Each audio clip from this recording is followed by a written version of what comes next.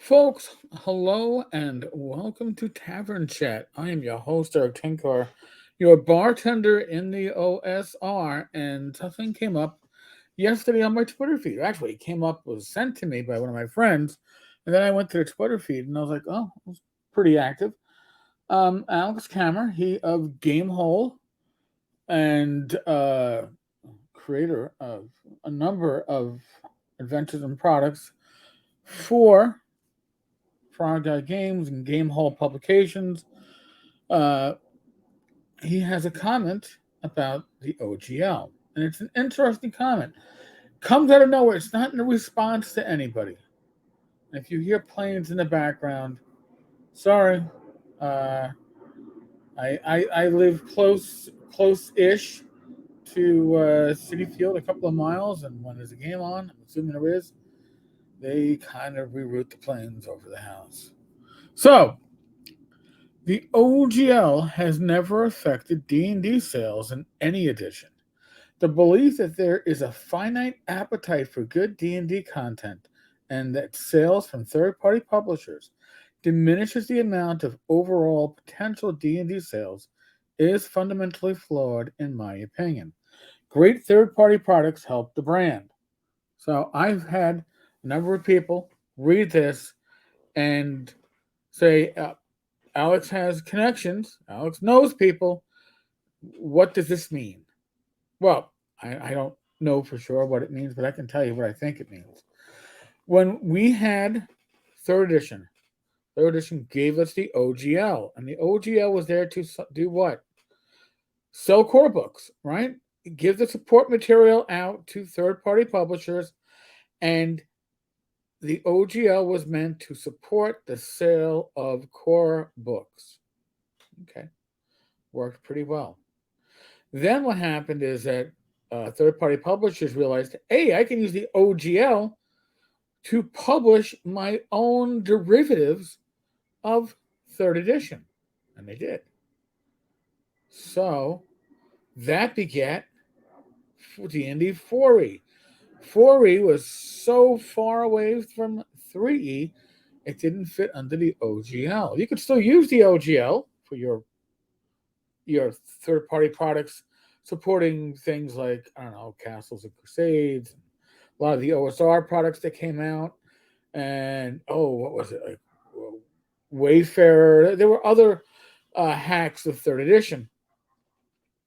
So there was a bit of a pushback with 4E because third party publishers, there was no license for them. So then they came up with the game, was it the GSL, the game support license, something like that.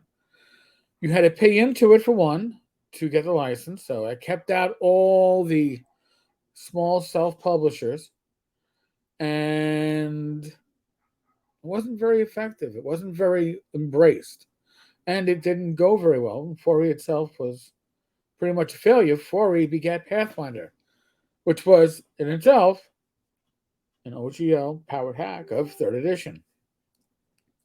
So then we had fifth edition. Fifth edition kind of pretends that fourth edition, for the most part, didn't exist, goes back to its roots. And with fifth edition, there was a huge push for an OGL. Okay. And after a year and a half, we finally got the OGL and an SRD. And it allowed third-party publishers to start publishing for it. Again, in this case, what was the goal? To sell core books. They already knew, right? They also kind of understood that the support of third parties was important to the success of the game. It put content out there, good and bad. Right? There's no quality assurance that just because something is compatible with, I don't know, third edition, fifth edition, the OGL, that it's going to be a good product. Neither here nor there.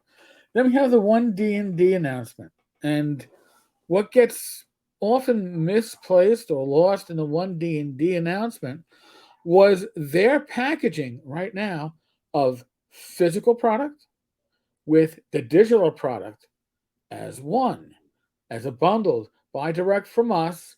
You get this as a bundle. you'll save money over buying it separately.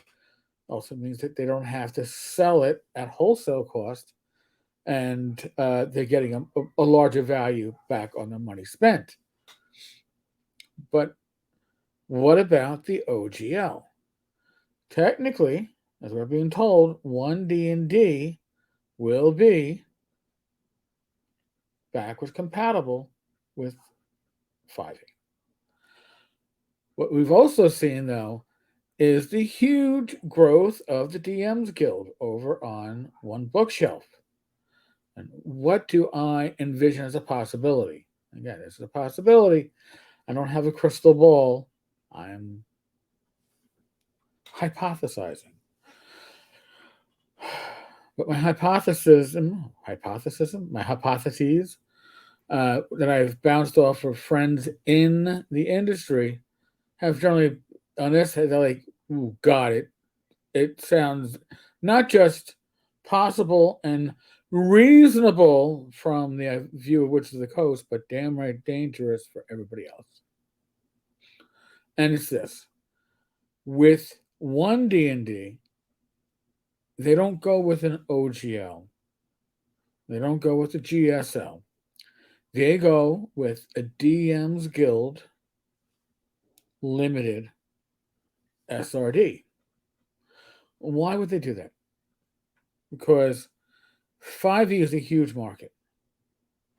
And the third party market that's outside of the DM's Guild, how much of a licensing fee does Woods of the Coast get? Absolutely jack and shit.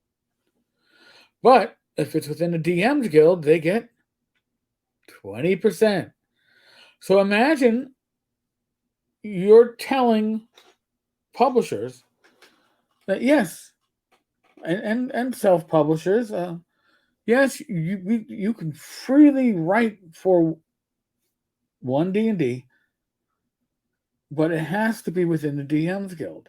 You'll have access to everything. You have access to all rules, not just what's limited to the 5th edition SRD.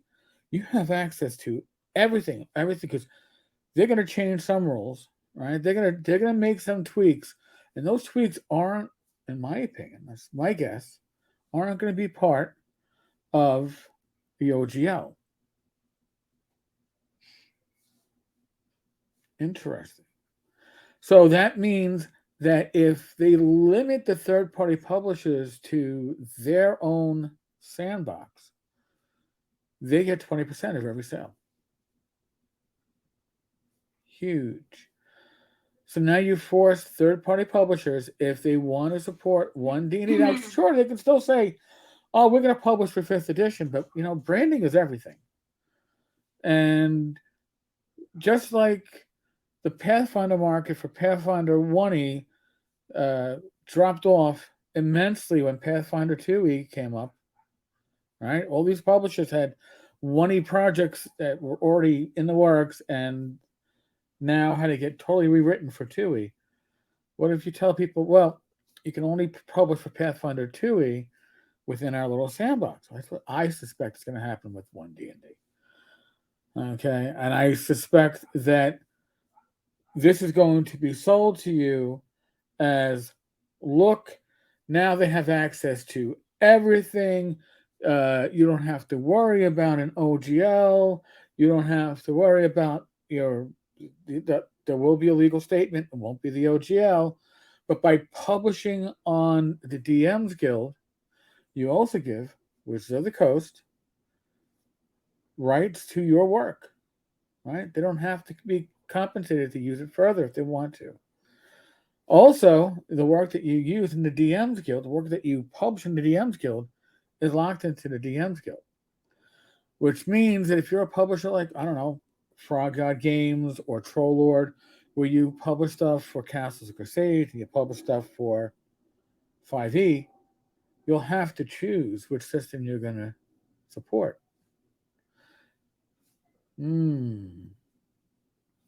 Interesting. Again, nothing's written in stone. I just think, having seen how corporations work and knowing how often it is the suits and the bean counters then win out, over those that understand how the gaming community and the gaming business works over how other stuff works. The idea that you would give away your product, and yes, when you're giving it, you have an SRD and an OGL, you are giving away your product for others to what? Make profit off it. With the idea that they're profiting will bring up your product in the marketplace overall. They already control the marketplace. All right, it's the most popular D&D has been in ages, and now it's going to be a time to monetize it even more. And this is what I suspect is going to happen. But let me know what you think. I'd like to hear your opinions on this. I could be totally full of shit. You might think that, yeah, this is one of those possibilities. Maybe something else is more possible. But we've seen the OGL go away once before. We've seen it come out slowly with 5e, which means that it was a fight within corporate as to what to do. And I suspect that fight is playing out right now with One D&D. Only way they'll, I can't make a difference, but I can certainly hypothesize, and I think this is a very likely scenario. All right, folks. On that note, we are still in the midst of the world of the endemic, but please use your common sense and be safe, be well. God bless. Roll the dice, roll them well. I will be back again later tonight at 8 p.m. with Gamers Health, and tomorrow with some other random piece of news. All right, folks. Later.